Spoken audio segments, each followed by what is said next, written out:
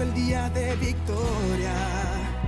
La palabra es el mapa de mi vida, brújula de mi destino, luz que alumbra mi camino, la llave que abre las puertas de salvación, sanidad, prosperidad y de fe para mi familia. Declaramos y creemos que seremos empoderados por la palabra de Dios.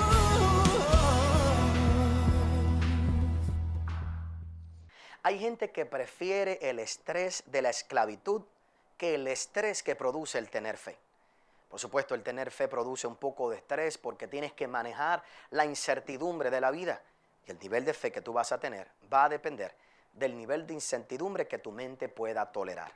Pero yo soy de los que he decidido vivir bajo el estrés de la fe que vivir bajo el estrés de la esclavitud y de los problemas. Qué bueno que estás conectado con nuestro canal de YouTube en el día de hoy. De eso vamos a hablar en un momento como parte de la serie Un Nuevo Principio para tu Familia. Dios te quiere dar una victoria poderosa y maravillosa y en el día de hoy me trajo hasta aquí para poder bendecirte de manera especial. Recuerda que te debes suscribir a nuestro canal y encender las notificaciones para que siempre que pongamos un nuevo video, allí lo puedas recibir.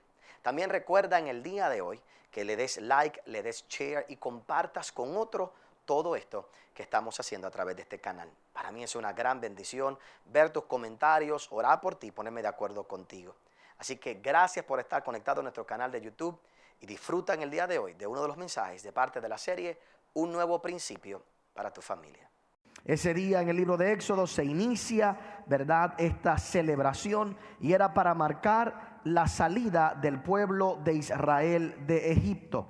Y hemos estado declarando varias cosas que van a ocurrir en nuestra vida, al igual que ocurrieron con el pueblo de Israel. Número 1, protección.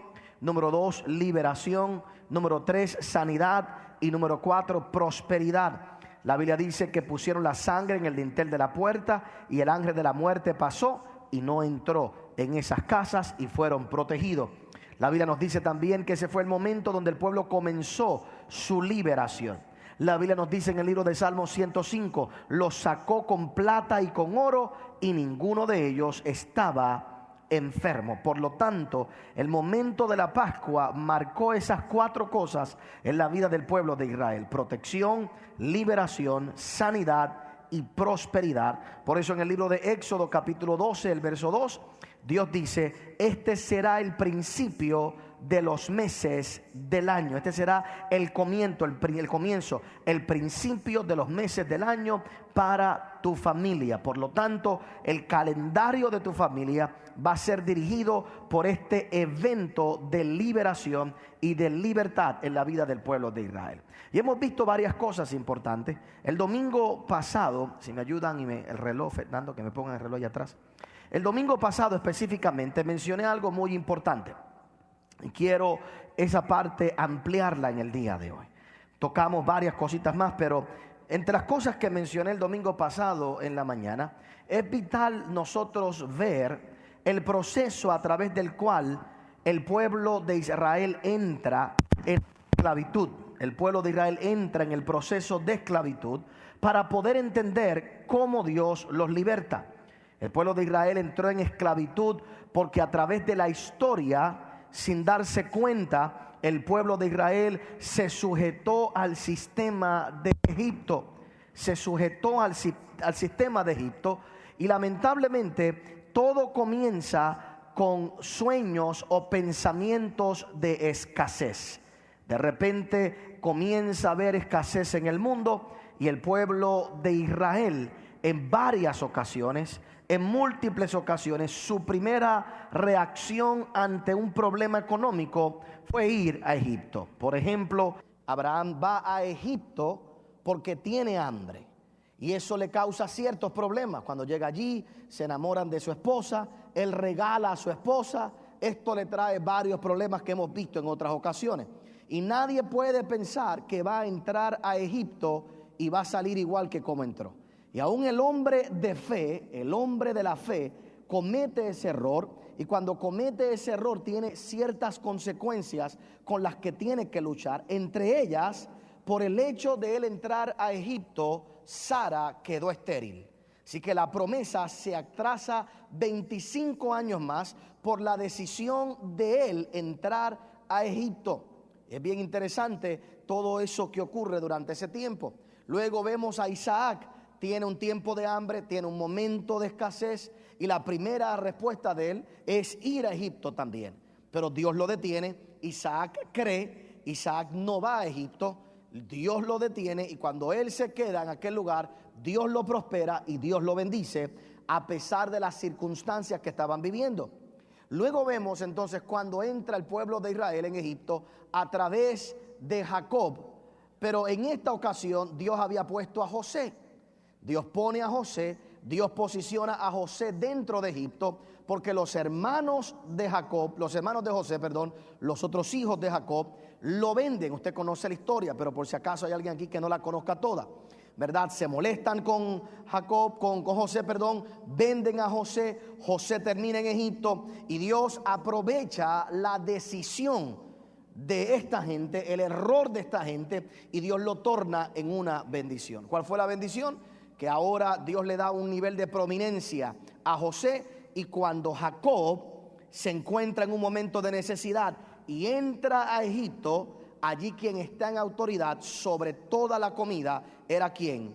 Era José. Por lo tanto, Dios se encargó de hacer provisión para el pueblo de Israel, porque lo grande de nuestro Dios es que Él es capaz de tornar aún nuestras malas decisiones en grandes oportunidades y en grandes bendiciones. Y mientras José estuvo allí, el pueblo de Israel disfrutó de grandes libertades dentro de Egipto.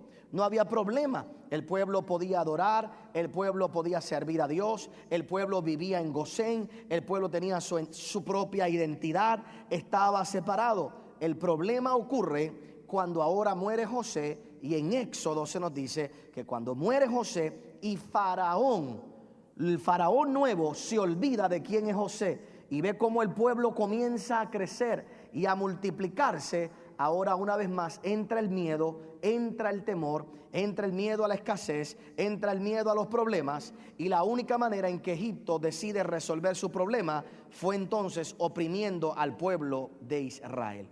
Y comienza la opresión del pueblo de Israel. Pero yo te cuento toda esa historia una vez más, porque para poder ver lo que Dios quiere hacer con el pueblo, tenemos que conocer la historia para ver cada uno de los elementos. Porque esto no fue una esclavitud de un día para otro. El pueblo de Israel lamentablemente estuvo jugando en varias ocasiones, por varios años, por muchos años, con su relación con Egipto, y llegaron a ser víctimas y a ser esclavos. Y la decisión de Dios y el deseo de Dios era siempre levantar un pueblo especial, que era el pueblo suyo, un pueblo con el cual Él tenía un pacto. Por lo tanto, cuando nosotros entramos y vemos Éxodo capítulo 12, lo que estamos observando es la emancipación de un pueblo que Dios está transicionando de esclavo a un pueblo con un pacto. Y esa transición no es tan fácil. Esa transición no es tan fácil. Parece fácil, pero no lo es. Un pueblo que está en esclavitud a un pueblo que llega a tener, o que debería llegar a tener, un pacto con Dios. ¿Y por qué esa expresión es tan importante? Porque todas las experiencias que Dios le da al pueblo de Israel era para liberar la mentalidad de esclavitud a una mentalidad de pacto, a una relación de pacto. Es como cuando uno tiene sus hijos, ¿verdad? Que cuando los hijos de uno eventualmente se casan, o llega un momento, ¿verdad? ¿Cuál es la transición más difícil, podemos decir, entre los padres con los hijos? No es necesariamente cuando se casan, es en la etapa de teenager, es la etapa de joven. Porque cuando tú los tienes chiquititos, tú los mandas, ¿verdad? Tú los gobiernas, tú dices que no y respetan. Pero ya después que entonces están un poquito más grandecitos, ahora comienzan a cuestionar. Y ahora ya no es tanto cuestionar, hay que explicar. Ahora, ¿verdad? Ahora es otra dinámica, ahora hay otras influencias. Y eventualmente, cuando llegan a una etapa de mayor madurez, no podemos depender del miedo, del control de esa autoridad, tiene que mantenerse una relación únicamente por la relación de pacto, de compromiso. Es un nivel y tiene que haber una transición. Si esas transiciones no se hacen bien, ahí es que vemos las familias, ¿verdad?, disfuncionales, las heridas, las suegras controladoras, los suegros, ¿verdad?, manipuladores. Ahí es que vemos los yernos y toda esta complicación de estas familias que nunca hacen la transición sana. Porque la verdad es que van a crecer, la verdad es que van a madurar y tienen que hacer la transición, pero para esa transición tiene que haber unas experiencias que ayuden a hacer ese cambio. Uno de los problemas que tiene nuestra juventud hoy es que ya los muchachitos no están buscando un beso. A los 16, 15 años, 13 años, 12 años, ya los muchachitos no están buscando un beso. La meta no es darle un beso a una nena, la meta es acostarse con ella. Porque toda la información que tenemos en la calle no es para, ¿verdad?, para mantener esa magia o esa cultura de un beso. Aquello de mi edad, ya yo lamento que yo tenga que decir que soy viejo, ¿verdad? En estos días me invitaron los prejóvenes a hablarle. Entonces había uno que era el soltero, otro que tenía el matrimonio joven. A mí me tocó hablarle a los matrimonios viejos. Entonces ya cuando empiezan a uno, los jóvenes de la iglesia, a invitarlo a ese tipo de actividades, pues uno que se da cuenta que más vale que uno haga la transición, ¿verdad?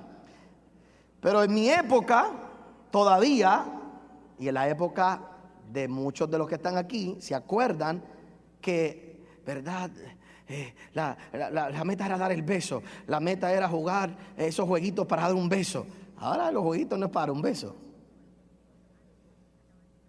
Entonces, ¿cuál es el problema? El problema es que si se transiciona de la nada al sexo, se cruzan todas las etapas.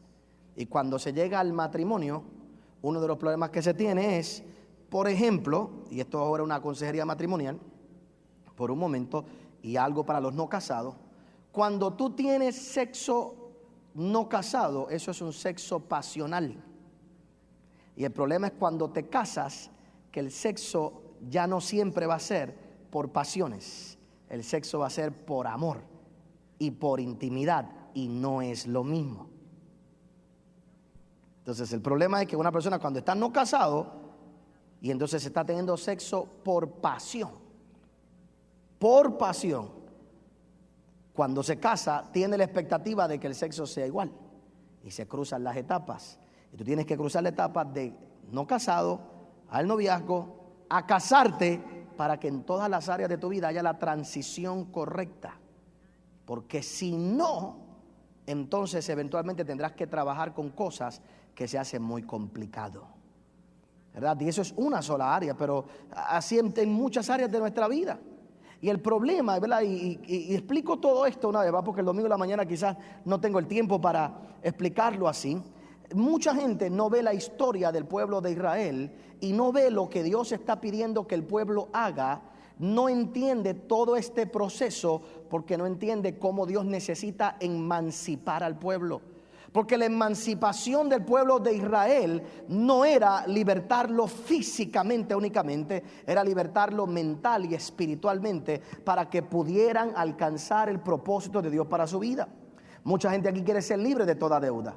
Pero el problema es que si te dieran un trabajo nuevo y te dieran un nuevo sueldo, probablemente te irías a comprar un auto más caro. ¿Cuántos tendrían la capacidad de con un salario más alto mantenerse con el mismo auto? Aunque sabes que puedes pagar uno más caro, te mantienes con el mismo auto porque sabes que el salario más alto es que Dios te está dando la oportunidad de ser libre de deuda, no de coger una deuda más grande. Y hasta que yo no saco la deuda de tu corazón, nunca saldrás de las deudas afuera. Entonces tiene que haber un proceso de madurez, tiene que haber una transición a través de la cual nosotros vayamos realmente posicionando nuestra mente para tener las experiencias correctas.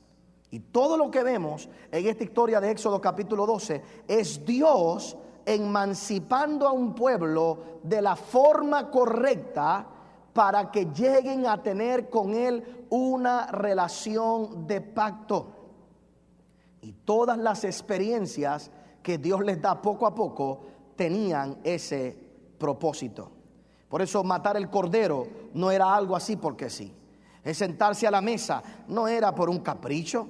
Sentarse a la mesa era para que el pueblo entendiera que si iban a salir en familia, iban a salir como grupo, porque tú no podías pensar que tú ibas a salir únicamente solo de aquel lugar, y no podías pensar que todo lo que habías vivido no había afectado a tu familia. Tenía que volverse a lo que era el aspecto básico de las relaciones humanas, porque la esclavitud, la servidumbre de Egipto sobre tu vida cancela toda relación humana, cancela tu ánimo, cancela tu estado emocional. Vamos a ser honestos, cuando tú y yo vivimos oprimidos y apretados por cualquier cosa, no podemos tener relaciones correctas con nuestro esposo, con nuestra esposa, con nuestros hijos, con nuestras amistades. Estamos exasperados, andamos hablando cosas que no tenemos que decir, y tú y yo tenemos que saber que para poder experimentar lo que Dios tiene para nuestra vida, todo tiene que cambiar a nuestro alrededor. Dios tiene que emancipar nuestra mente, nuestro espíritu, para sacarnos de la esclavitud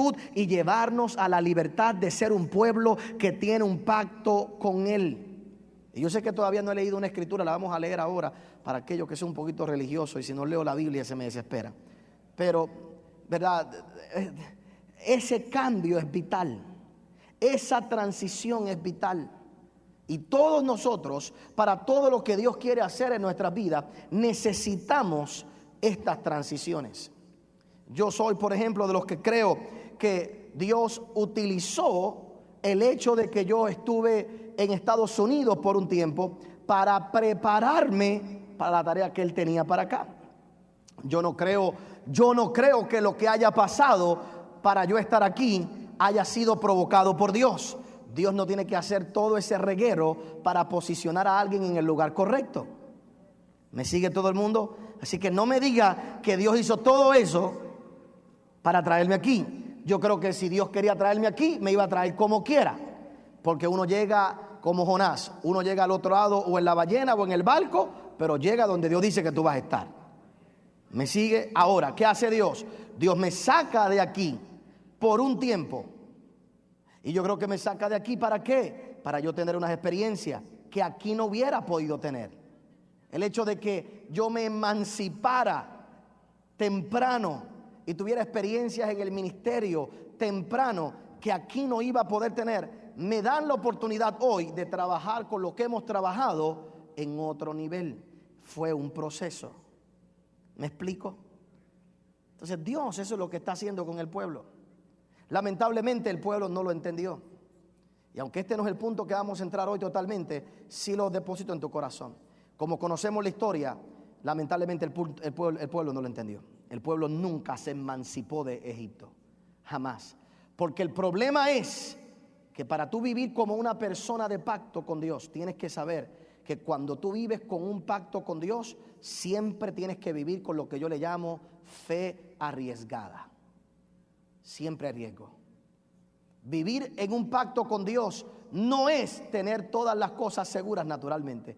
Y el pueblo de Israel prefirió ser esclavo. Prefirió la ansiedad del estrés y del trabajo de la imposición que la fe arriesgada de creer que Dios va a proveer mañana. Prefirieron mejor decir, regreso a Egipto, aunque no volvieron. Porque después que Dios los sacó, dijo, no, para allá atrás ustedes no van. Mejor mueren aquí, pero para atrás no van.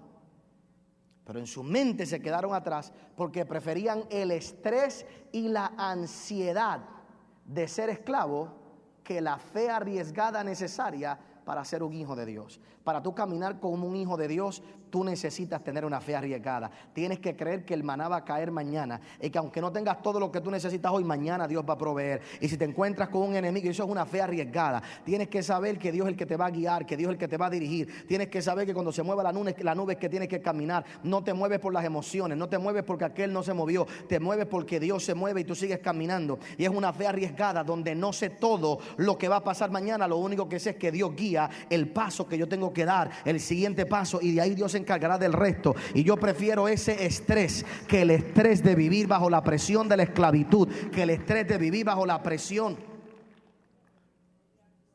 E inserto mi punto político aquí. Felicidades al gobernador que le aprobaron el plan.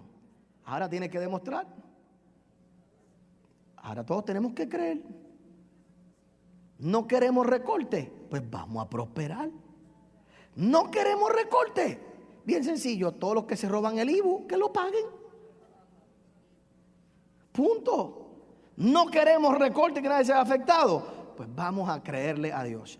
Pero yo prefiero el estrés de la fe, de creer que algo bueno va a pasar, que el estrés de la esclavitud. Lamentablemente, la gente prefiere el estrés de la esclavitud porque prefieren certidumbre a la incertidumbre. Y el que vive por fe tiene que aprender a manejar la incertidumbre. Tu grado de fe está basado en el nivel de incertidumbre que tú puedes manejar en tu vida. Si tú no puedes manejar incertidumbre, no puedes tener fe. Y por eso todo lo que estamos viendo en el pueblo de Israel es esa transición para hacer el cambio en la mente del pueblo de Dios. Lamentablemente no lo pudieron lograr todos. 2 lograron hacerlo, pero con 2 es suficiente para que Dios entre a una nueva generación. Gracias por haber acompañado al pastor Otoniel Font. Si este mensaje ha sido de bendición a tu vida, puedes obtenerlo llamando al número que aparece en pantalla. También puedes hacerlo accediendo a nuestra página en internet www.otonielfont.com. Te esperamos en la próxima edición del pastor Otoniel Font.